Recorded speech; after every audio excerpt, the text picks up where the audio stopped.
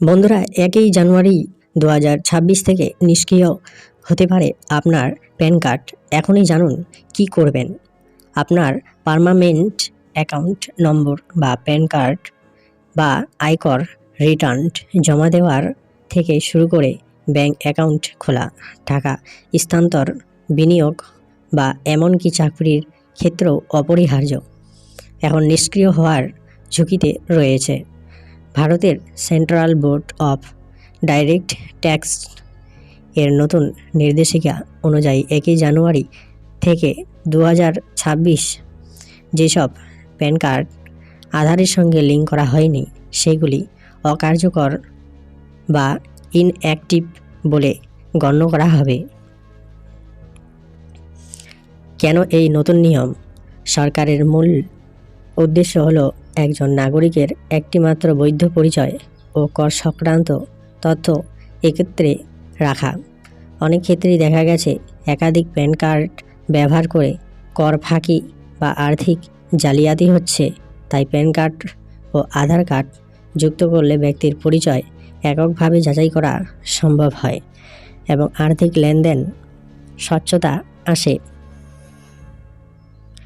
কার pan card নিষ্ক্রিয় হয়ে যাবে? যে সমস্ত নাগরিকের প্যান কার্ড এখনও পর্যন্ত আধার নম্বরের সঙ্গে লিঙ্ক করা হয়নি তাদের প্যান কার্ড 1 জানুয়ারি 2026 থেকে স্বয়ং নিষ্ক্রিয় হয়ে যাবে। এমনকি আপনি যদি ব্যাংকে লেনদেন করেন, আয়কর রিটার্ন জমা দিতে চান বা নতুন অ্যাকাউন্ট খুলতে চান, প্যান কার্ড নিষ্ক্রিয় থাকলে সেই কাজ করা সম্ভব হবে না। ইনঅ্যাক্টিভ প্যান কার্ড থাকলে আপনার আর্থিক কার্যক্রম থমকে যেতে পারে। এখনই কি করবেন?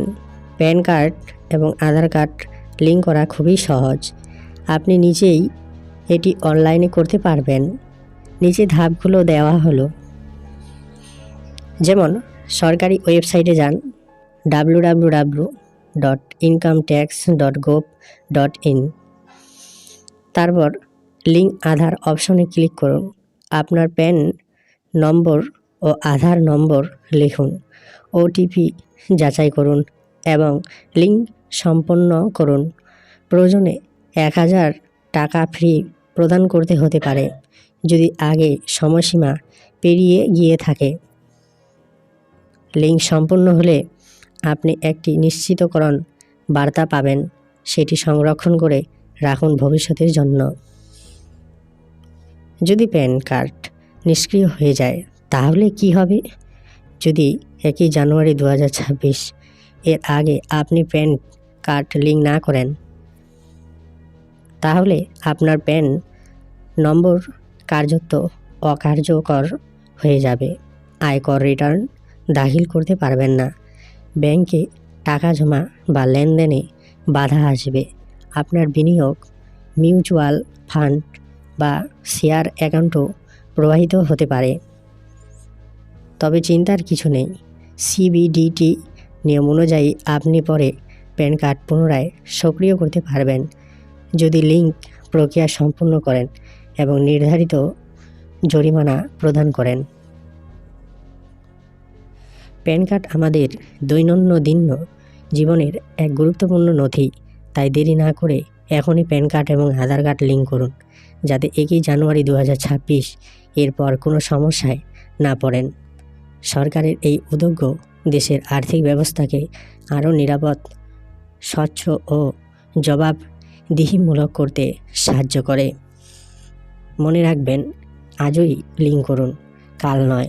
আপনার প্যান কার্ড থাকুক সক্রিয়, নিশ্চিত থাকুন আপনি। আজকে এই পর্যন্তই, আবার দেখা হবে অন্য কোনো ভিডিওতে। ভিডিওটি ভালো লাগলে একটি লাইক দিয়ে চ্যানেলটি সাবস্ক্রাইব করবেন এরকম ভিডিও পাওয়ার জন্য। ধন্যবাদ সকলকে।